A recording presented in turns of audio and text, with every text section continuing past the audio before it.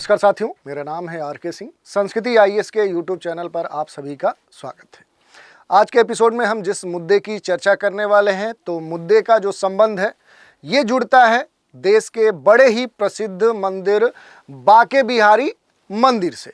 मामला क्या है? तो मामला ये है कि बांके बिहारी मंदिर को विदेशों से मिलेगा दान, इसकी अनुमति सरकार ने दे दी है। ऐसा हम क्यों कह रहे हैं? तो बांके बिहारी मंदिर को मिल गया है FCRA लाइसेंस और अब ये कहा जा रहा है कि जो मंदिर समिति है वो विदेशी भक्तों के द्वारा दिए गए दान के धन का उपयोग कर सकेगी। तो समझेंगे इस पूरे मामले को कि आखिर ये पूरा मामला है क्या और ये क्यों कहा जा रहा था कि जो FCRA लाइसेंस है वो बांके बिहारी मंदिर के लिए अनिवार्य था, तभी ये विदेशों के द्वारा जो प्राप्त दान का धन है उसका उपयोग कर पाएगी। तो देखेंगे इसके अलावा FCRA लाइसेंस होता क्या है और इस पूरे मुद्दे से जुड़े हुए जितने भी अहम पहलू हैं उन पर भी हम बात करेंगे। चलिए चर्चा में आगे बढ़ते हैं। चर्चा में आगे बढ़ने से पहले आप सभी के लिए एक सूचना है। संस्कृति आईएएस के द्वारा UPSC फाउंडेशन कोर्स पर गणतंत्र दिवस के अवसर पे एक बड़ा ही महत्वपूर्ण डिस्काउंट ऑफर दिया जा रहा है, जिसके तहत जितने भी UPSC फाउंडेशन कोर्स हैं इनके लाइव कोर्स जो हैं उन पर 50% का डिस्काउंट प्रदान किया जा रहा है। जिन कोर्सों पर ये डिस्काउंट प्रदान किया जा रहा है उनमें ये कोर्स शामिल है। पहला जो कोर्स है वो है UPSC GS PT और मेंस का कोर्स, जिसके लिए निर्धारित जो फ़ी है वो 1,10,000 है, लेकिन अब 50% के डिस्काउंट के बाद ये केवल आपको 55,000 में दिया जा रहा है। इसके अलावा जो UPSC GS और CSAT का जो PT और मेंस का जो सिलेबस है इसके लिए निर्धारित जो फ़ी है वो 1,20,000 है और अब ये जो फीस होगी वो डिस्काउंट के बाद केवल 60,000 होगी, केवल 60,000 रुपये मात्र होगी। तीसरा जो कोर्स है वो VOD कोर्स है, UPSC GS PT और मेंस का है। इसके लिए जो निर्धारित फ़ी है वो 1,00,000 रुपये है और अब डिस्काउंट के बाद ये केवल 50,000 रुपये मात्र होगी। यही नहीं, कोर्स के कई सारे की फीचर्स हैं। जैसे अगर देखें तो कोर्स जो वैधता है ये 3 वर्षों तक है। असीमित बार देखने की इसमें सुविधा दी जा रही है। इसके अलावा प्रत्येक जो विषय है, जो खंड है, उस पर आपको प्रिंटेड क्लास नोट्स प्रोवाइड किए जाएंगे। इसके अलावा नियमित क्लास टेस्ट होंगे जो PT और मेंस को ध्यान में रखते हुए संचालित किए जाएंगे। यही नहीं, इस कोर्स में जो संस्कृति IAS की जो मंथली मैगजीन है वो भी आपको प्रोवाइड की जाएगी, बशर्ते इसके लिए डेडलाइन है कि ये जो डिस्काउंट ऑफर है ये 26 से लेकर 30 जनवरी 2025 तक ही वैलिड है। तो ये सूचना थी। इसके अलावा भी अगर कोई जानकारी आपको चाहिए तो संस्कृति IAS की जो वेबसाइट है वहाँ विजिट कर लीजिए और संबंधित जो जानकारी है वो प्राप्त कर सकते हैं, या फिर संस्कृति IAS का जो इंक्वायरी नंबर है उस पर फ़ोन करके आप अपने शंका समाधान को प्राप्त कर सकते हैं। तो ये सूचना थी। चलिए देखते हैं कि आखिर न्यूज़ चर्चा में क्यों है। तो देखिए, न्यूज़ है यूपी मंदिर को, यानी कि बांके बिहारी मंदिर की बात हो रही है कि उसको बिना किसी अनुरोध के FCRA जो लाइसेंस है उसकी मंजूरी मिल गई है। इस कारण से कहीं न कहीं ये चर्चा में है, क्योंकि वृंदावन के बांके बिहारी मंदिर को अब केंद्र सरकार ने, सेंट्रल गवर्नमेंट ने विदेशी अंशदान विनियमन अधिनियम के तहत ये जो FCRA लाइसेंस है इसकी अनुमति प्रदान कर दी है और इसके लिए आवेदन किया गया था। न्यायालय की मंजूरी के बाद इसकी प्रक्रिया पूरी की गई है और इसी कारण से कहीं ना कहीं ये अब चर्चा में बना हुआ है। अगर थोड़ा सा मामले को और हम डिटेल में देखने का प्रयास करें तो देखिए, न्यायालय के द्वारा गठित जो प्रबंधन समिति है उसके आवेदन के अनुसार मंदिर के खजाने में बहुत सारी जो विदेशी मुद्राएं हैं जिनके उपयोग की शक्तियों के लिए कहीं ना कहीं जो FCRA लाइसेंस है इसकी आवश्यकता होती है। इसके लिए आवेदन किया गया था, जो कहीं न कहीं आवेदन स्वीकार कर लिया गया और केंद्रीय गृह मंत्रालय ने, जो होम मिनिस्ट्री है, इसने मंदिर को विदेशी अंशदान विनियमन जो अधिनियम 2010 है उसके तहत कहीं न कहीं जो पंजीकरण है उसकी अनुमति प्रदान कर दी। अब क्या होगा कि मंदिर को धार्मिक गतिविधियों, जो भी कह सकते हैं कि यहाँ पर गतिविधियाँ, एक्टिविटीज होंगी, उनके लिए खास तौर पे विदेशों से जो दान प्राप्त होंगे उसमें ये सक्षम बनाएगा और मंदिर के जो पुजारी हैं वो इस मामले में ये कह रहे हैं कि पंजीकरण के लिए आवेदन कभी भी नहीं किया गया है। तो इस तरह की जो प्रतिक्रिया है उस पर भी हम बात करेंगे। इस मामले से जुड़े हुए जो कुछ महत्वपूर्ण बिंदु हैं उन पर हम बात करते हैं। तो देखिए, बांके बिहारी जो मंदिर है, इसका जो स्वामित्व है, जो प्रबंधन है, ये वर्तमान में सेवायत गोस्वामी पुजारी जो हैं, सारस्वत जो ब्राह्मण हैं, स्वामी जो हरिदास के वंशज के जो वंशानुगत समुदाय है, उन्हीं के पास इसका अधिकार है, जिन्होंने पहले कहें तो 505 साल पहले ही मंदिर का निर्माण करवाया था। तो इस कारण से स्वामी हरिदास और उनके जो वंशानुगत जो वंशज हैं, उनको इसका अधिकार प्राप्त है। राज्य सरकार के सूत्रों ने ये भी बताया है कि मंदिर की जो वर्तमान निधि है, वो सोने और अन्य जो मूल्यवान वस्तुएं हैं उनके अलावा देखेंगे तो लगभग 500 करोड़ की संपत्ति मंदिर के पास है।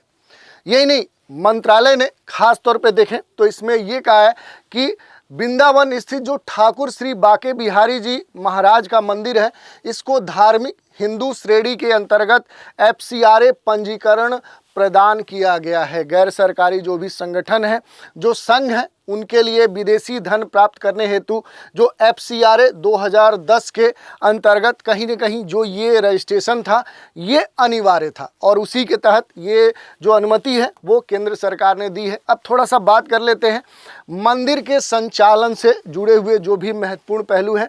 तो बांके बिहारी का जो मंदिर है, इसका जो प्रबंधन है, वो वर्तमान में न्यायालय के द्वारा किया जाता है। तो ये महत्वपूर्ण बात है। न्यायालय ने एक प्रबंधन समिति का इसके लिए गठित किया है और उसके तहत इस मंदिर का पूरा परिचालन संचालन किया जाता है। मंदिर का जो प्रबंधन है वो पहले पुजारियों के जो परिवार थे उनके द्वारा किया जाता था और पहले ये निजी प्रबंधन के अधीन भी था, लेकिन बाद में कहीं न कहीं ये न्यायालय में गया और अब न्यायालय के द्वारा ही इसका पूरा रेगुलेशन किया जाता है।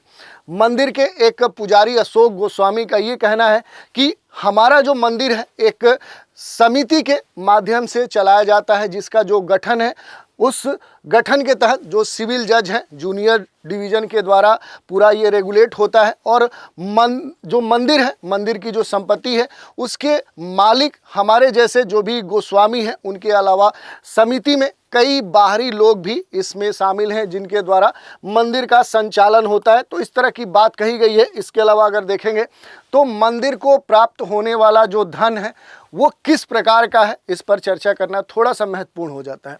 तो देखिए, ये कहा जा रहा है कि मंदिर को मुख्य रूप से 3 प्रकार से धन प्राप्त होता है। कौन कौन से वो प्रकार हैं?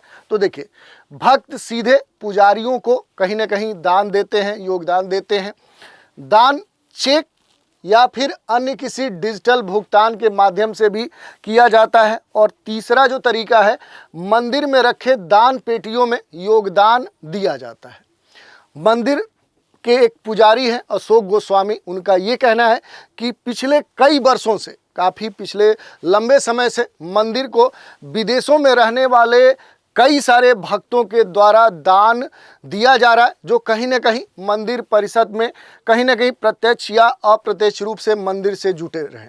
तो ये बात कही गई है। इसके अलावा अगर देखेंगे तो प्रतिक्रिया भी आई है। जैसे बात करें, ये जो भी कह सकते हैं अनुमति दी गई है इस संदर्भ में, जैसे मंदिर के एक पुजारी हैं गोपी गोस्वामी, उनका ये कहना है कि ये जो अनुमति दी गई है एक साजिश के तहत दी गई है। इनका ये कहना है कि हमसे कभी इसके लिए पूछा नहीं गया कि FCRA रजिस्ट्रेशन पंजीकरण होना चाहिए या फिर नहीं चाहिए।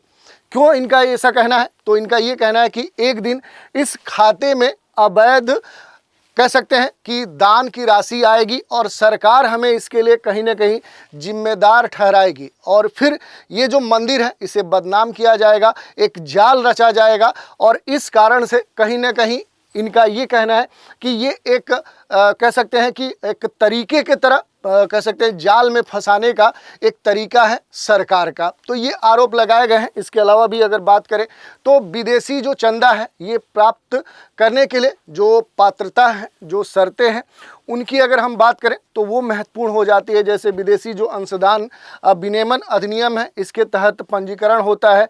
भारतीय स्टेट बैंक दिल्ली में एक बैंक खाता होना चाहिए। धन का उपयोग केवल उसी उद्देश्य के लिए करना जिसके लिए उन्हें प्राप्त किया गया हो, या फिर प्राप्त जो धन है वो किसी अन्य एनजीओ को हस्तांतरित नहीं किया जा सकता। इस तरह की बातें कही गई हैं।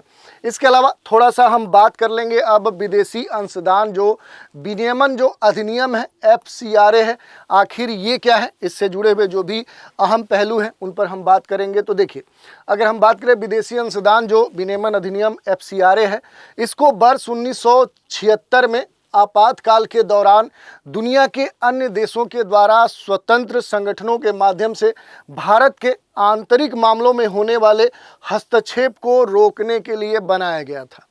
तो उद्देश्य कुछ और था और उसी का दुरुपयोग मंदिरों के संदर्भ में होता था, तो कहीं ना कहीं उन पर भी ये लागू होता है। इसमें देखें तो वर्ष 2010 तथा वर्ष 2020 में संशोधन किया गया और उद्देश्य क्या था इस पूरे कह सकते हैं विदेशी अंशदान विनियमन अधिनियम को लाने के पीछे, तो व्यक्तियों और संघों को मिलने वाले जो विदेशी दान हैं उनको कहीं ना कहीं विनियमित करना, रेगुलेट करना। क्यों करना? ताकि वे एक संप्रभु लोकतांत्रिक जो गणराज्य है उसके मूल्यों के अनुरूप कार्य कर सके। महत्वपूर्ण प्रावधान भी इसमें जोड़े गए। तो देखिए, कुछ महत्वपूर्ण जो प्रावधान है वो आपके सामने दिए गए हैं। जैसे देखिए, यहाँ पर यह कहा गया कि यह विदेशों में अपने रिश्तेदारों से प्रति वर्ष 10 लाख रुपए तक प्राप्त करने की क्या करता है, परमिशन देता है। तो ये बड़ा ही महत्वपूर्ण इस क्लाज में एक कह सकते हैं कि निर्देश है। इसके अलावा देखें तो विदेशों से प्राप्त धन में से 20% से अधिक का जो प्रशासनिक उद्देश्य है उनके लिए प्रयोग नहीं किया जा सकता, ये भी बात कही गई है। यही नहीं, इस अधिनियम में कुछ निम्नलिखित लोगों के द्वारा विदेशी धन की जो प्राप्ति है उस पर रोक लगाई गई है, जिसमें शामिल जो लोग हैं वो कौन हैं, तो पत्रकार हैं, समाचार पत्र और मीडिया प्रसारण जो कंपनियां हैं, न्यायाधीश और सरकारी कर्मचारी को शामिल किया गया है। चुनाव में जो उम्मीदवार हैं उनको इसके तहत रखा गया है। राजनीतिक प्रकृति के जो संगठन हैं उन पर ये लागू होता है और विधायिका और राजनीतिक जो दल हैं उनके सदस्यों या उनके जो पदाधिकारी हैं उन पर भी ये लागू होता है। अब महत्वपूर्ण ये हो जाता है कि आखिर FCRA की जो रजिस्ट्रेशन प्रोसेस है वो क्या है, पंजीकरण की जो प्रक्रिया है वो क्या है। तो देखिए, पंजीकरण के लिए व्यक्तियों या फिर जो भी NGO होगा उनके पास निश्चित सांस्कृतिक, आर्थिक, शैक्षणिक, धार्मिक और सामाजिक कार्यक्रम का प्रूफ होना चाहिए, साक्ष्य होना चाहिए। आवेदक जो है ये काल्पनिक या बेनामी नहीं होना चाहिए, उसका प्रूफ होना चाहिए।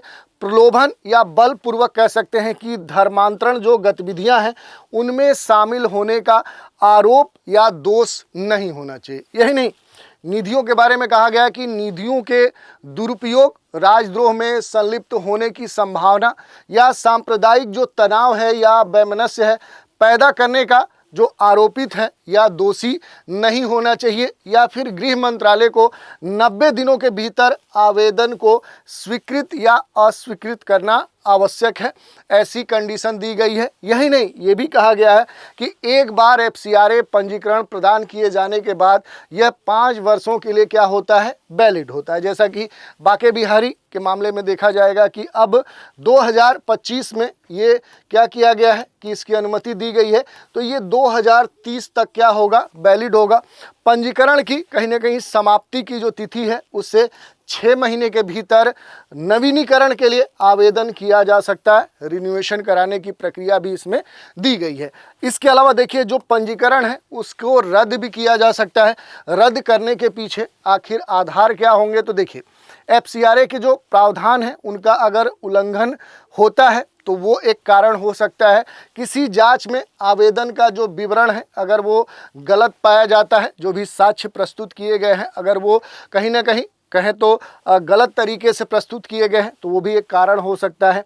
लगातार 2 वर्षों तक अपनी निर्धारित सामाजिक कल्याण गतिविधियों से निष्क्रिय रहने पर भी कहीं ना कहीं जो पंजीकरण है वो रद्द किया जा सकता है। या फिर सेंट्रल गवर्नमेंट की राय में यदि जनहित में उसका प्रमाण पत्र रद्द करना आवश्यक है, यानी कि समाज के लिए, देश के लिए अगर उसका रजिस्ट्रेशन रद्द करना अनिवार्य होता है तो वो भी एक कारण हो सकता है। और विदेशी धन के प्रयोग के मामले में वित्तीय जो अनियमितता है वो पाए जाने पर भी क्या हो सकता है कि जो रजिस्ट्रेशन है वो रद्द किया जा सकता है। थोड़ा सा कुछ डेटा भी दिए गए हैं। FCRA जो पंजीकरण है, जैसे 2022 से अब तक 184 जो NGO हैं उनको कम से कम एक कार्यक्रम के रूप में धार्मिक गतिविधियों को अंजाम देने के लिए FCRA के तहत पंजीकरण प्राप्त हुआ है। और इनमें से 84 NGO या जो एसोसिएशन है वो धार्मिक हिंदू श्रेणी के लिए है, 54 ईसाई श्रेणी के लिए है, 7 मुस्लिम श्रेणी के लिए है, 16 बौद्ध श्रेणी के लिए है, 3 सिख श्रेणी के लिए है और 20 जो है वो अन्य श्रेणी के तहत पंजीकृत किए गए हैं। तो इसमें देखेंगे तो धार्मिक यानी हिंदू श्रेणी के तहत सबसे अधिक जो रजिस्ट्रेशन है वो 84 कहीं ना कहीं जो आए हैं उनमें से लगभग आप देखेंगे तो जो संख्या है वो सबसे अधिक है। इसके अलावा देखिए थोड़ा सा बांके बिहारी के मंदिर के बारे में भी देख लेते हैं। तो बांके बिहारी जो मंदिर है भारत में मथुरा जिले के वृंदावन धाम में ये स्थित है। खासतौर पे बिहारीपुरा कहा जाता है उस क्षेत्र को, और ये भारत के प्राचीन और प्रसिद्ध जो मंदिर हैं उनमें ये मंदिर शामिल किया जाता है। बांके बिहारी जो मंदिर है खासतौर पे कृष्ण का ही एक रूप बांके बिहारी जी को माना जाता है, जो कहीं ना कहीं इसमें खासतौर पे उनका स्वरूप प्रदर्शित किया जाता है। और इसका जो निर्माण है वो 1864 में स्वामी जो हरिदास थे उन्होंने ही कराया था। जो हरिदास हैं इनका खास तौर पे देखें तो उदासीन जो वैष्णव है उस संप्रदाय से संबंध होता है, और इन्होंने अपने भजन कीर्तन से खास तौर पे जो श्री हरि हैं उन्हें प्रसन्न किया, और इसी कारण से श्री बांके बिहारी जी प्रकट हुए और उसी से कहीं ना कहीं इस मंदिर का संबंध जुड़ता है। तो इस तरह से पूरे मामले की हमने जांच पड़ताल की कि बांके बिहारी जो मंदिर है उसको अब मिल गया है FCRA लाइसेंस, और अब मंदिर की जो समिति है वो विदेशी भक्तों या विदेशों से आए हुए जो भी दान है, दान का जो धन है उसका अब उपयोग कर सकेगा। अब आने वाले समय में देखना है, चूँकि इस पर प्रतिक्रियाएं भी आ रही हैं, इसका क्या प्रभाव देखने को मिलता है, ये सारी बातें सामने आने वाली हैं। तो आज के एपिसोड में इतना ही। आप सभी हमारे साथ बने रहें, इसके लिए धन्यवाद।